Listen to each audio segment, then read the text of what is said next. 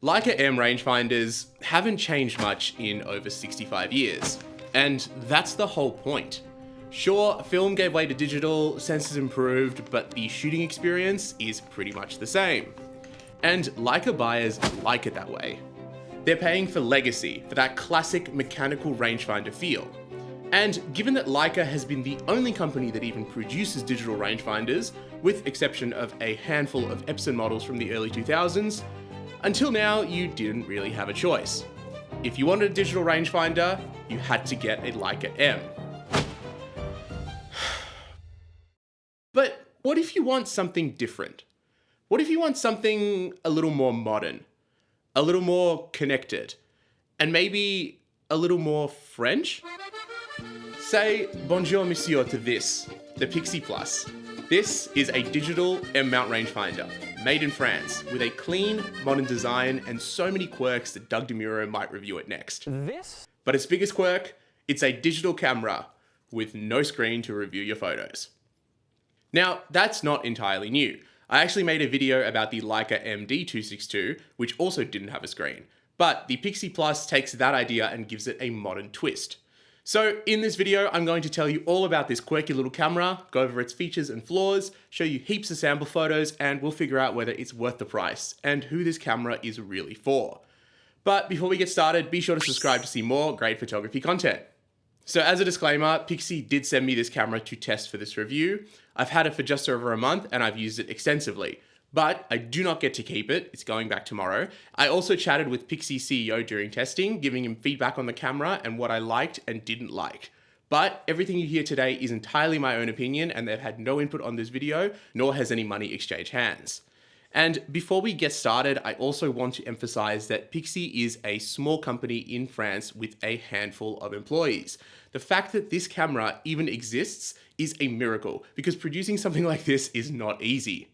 There is a very good reason why Leica is the only one that makes cameras like this. So while this camera isn't perfect, and I will definitely get to that, let's take a second to appreciate what this camera is.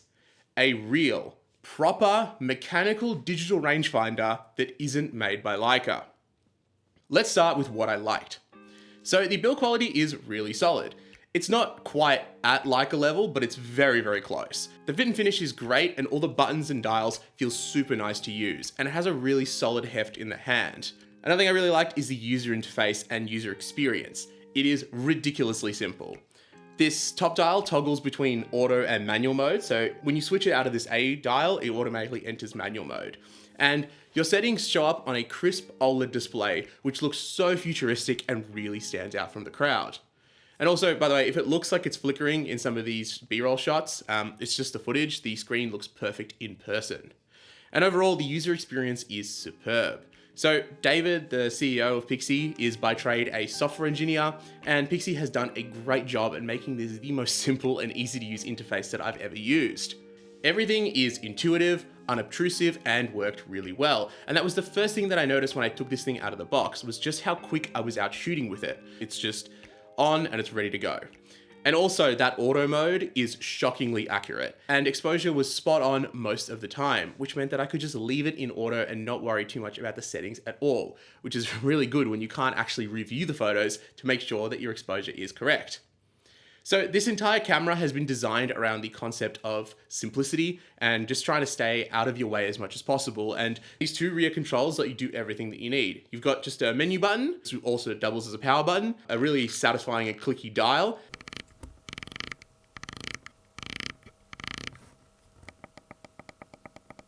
and then a USB-C port, which is covered by a rubber cover.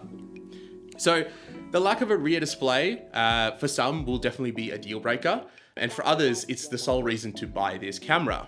Cameras like the MD have proven that there is a market and a target demographic for people that want a digital camera like this that feels like a film camera basically. As wild as it might seem to some people, I think that the concept is definitely there and I definitely see the appeal in a camera like this. So, personally, I myself prefer to be able to review my images, but I do get the film-like appeal. And when I shot with the MD262, I love the experience of waiting in anticipation to see how your photos were going to turn out. And I felt a similar way with my time with the Pixii Plus. But what is the modern twist that I mentioned earlier? Well, Every shot that you take uploads straight to your phone via the app, and you can review as you shoot, or you can wait until you're home. Now, more on that app in just a second. Let's keep talking about what else is good. So it's no secret that I love rangefinders. They offer a unique shooting experience, and just like traditional rangefinders, the Pixii Plus uses a split image focusing system. So you match two overlapping images in the viewfinder by turning the focus ring, and when they align, your subject is in focus. It's simple, mechanical, and surprisingly fast once you get the hang of it, and I highly recommend giving it a go if you haven't tried one. And as far as rangefinders go, the Pixii has a sensational one.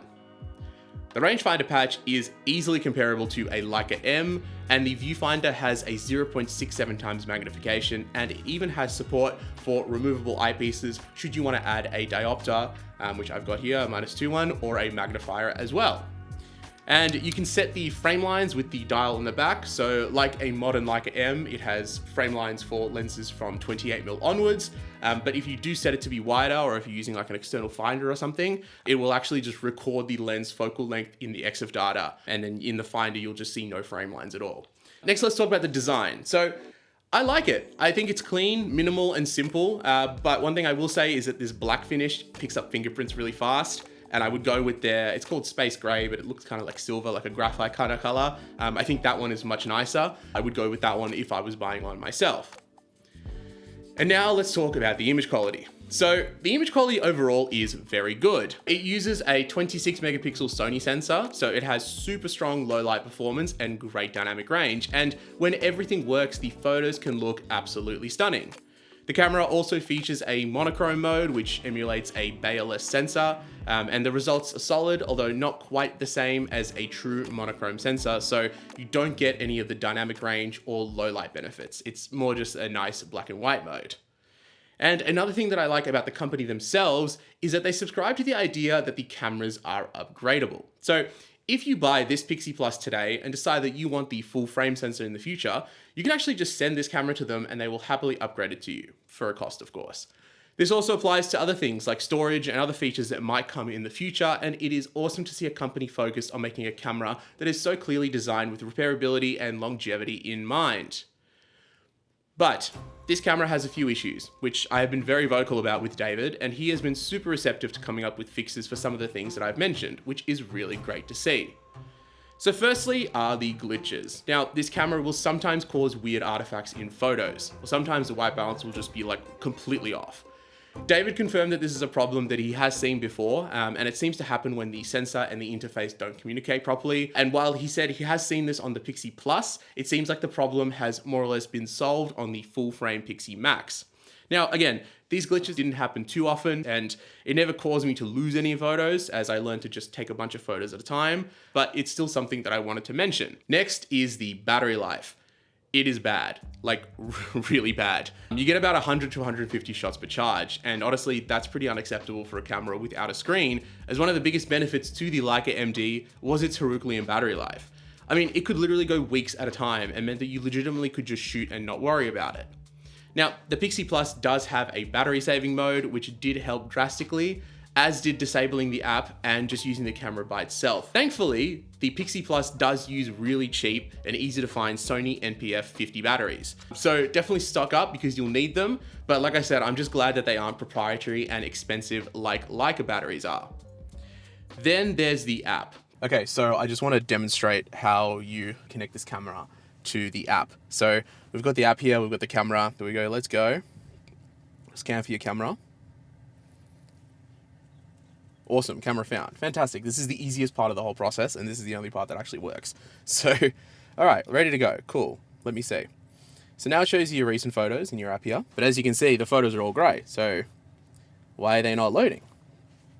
Okay, now it's reconnecting. It's just like, okay, settings. All right, here we go. So it shows me my geotagging, I've got connectivity, all that kind of stuff. But then if I go into camera, you can actually adjust like your camera settings too. You can switch from Bayer to mono if you want. So the app is cool, but the problem is that, okay, there we go. So recent photos. So you can preview your photos on here, which is nice. But then if you want to transfer them over, you do need to connect with a Wi-Fi. So see if I go like that, it says Wi-Fi required. So now what I need to do is I need to connect this to a hotspot. The problem is that this is really flaky and it always drops out for some reason. And It's really, really frustrating. Let's try connect this to a hotspot. So we'll turn on our hotspot. Turn on our personal hotspot. And then also settings, search available networks. So hotspot's on, and now we're trying to find the network. Connect the camera to a Wi-Fi network again.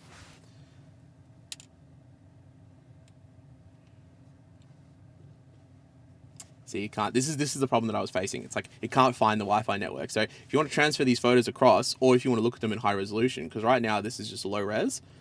Oh, here we go. High res thumbnails. We'll turn that on and we'll see. Hang on. Let's see if this works. Let's see if this works now. Let's see if this is give us high res for our thumbnails. So waiting. Still waiting. Waiting. This is kind of a.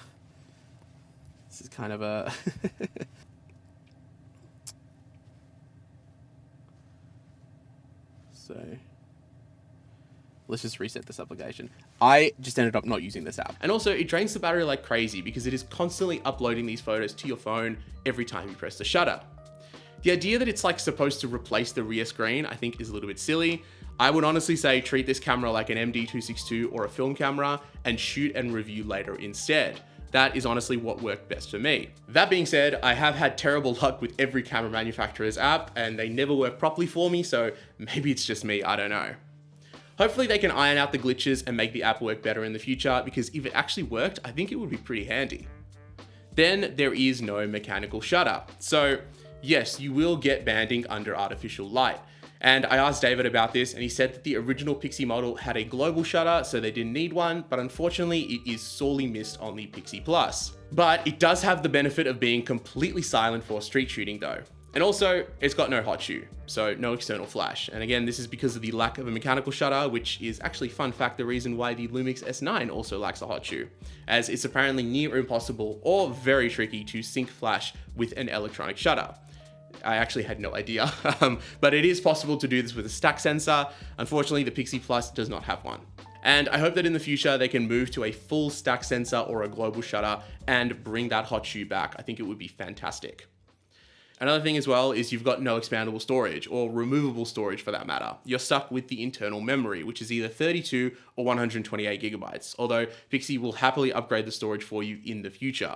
And while the 128 gigabyte option is, in my opinion, plenty of space, as it can store around about 3,350 raw DNG files, I would have loved to see some sort of memory card option, and I would love to see something like that in the future, or maybe even as an upgrade for previous Pixii owners. You get the photos off this camera with this USB port on the back by plugging this into a camera and going to the menu settings and enabling disk mode, where it just acts like a big hard drive pretty much. Or you can stick a USB key in and you can copy the files over with the backup mode. But this mode wipes the entire camera after it's done copying photos, automatically. And there isn't an option to turn it off. What? Thankfully, this was another thing that I was quite vocal about, and David said that they would be working on a software update that will let you just back up the photos without wiping them off the camera as well, and that update should hopefully be coming out soon. Finally, there is the RAW workflow. The DNG files can be a little bit tricky to edit as there are no Adobe profiles, given this camera is so niche. And also for some reason you can't shoot JPEG plus RAW, it's just one or the other. Again, this is something that they're going to fix given my feedback, but the RAW files, when they worked, looked absolutely amazing. And I was really impressed with the flexibility and quality of the RAWs themselves. And I made a few custom versions of my presets that I think look brilliant. And if you guys want to check out my presets, I'll have a link in the description below, and every purchase helps support me and this channel. So who is this camera for? Well, let's get the elephant out of the room and talk price. This camera is not cheap. It starts at €2,749 for the 32GB model and €2,999 for the 128GB model. That's about 5,000 Australian dollars. That is full frame used Leica M240 money, and this is an APS-C camera. Now, Pixii does have a max full frame version with a 24 megapixel sensor, which is quite a bit more expensive, and I'm going to be getting that one in to test in a few months, so I'm actually excited to see how that one differs to the Plus. And now, to be fair, like I said earlier, this was not built from off-the-shelf parts. It is a small team building a unique tool. It's also brand new, not used. It has a warranty, and if you compare it to the price of the MD262, it begins to feel like a bit of a bargain. So when you take all of that into consideration, I think the price begins to make a little bit more sense. And this camera is not for everyone, and David has been very upfront with me about that.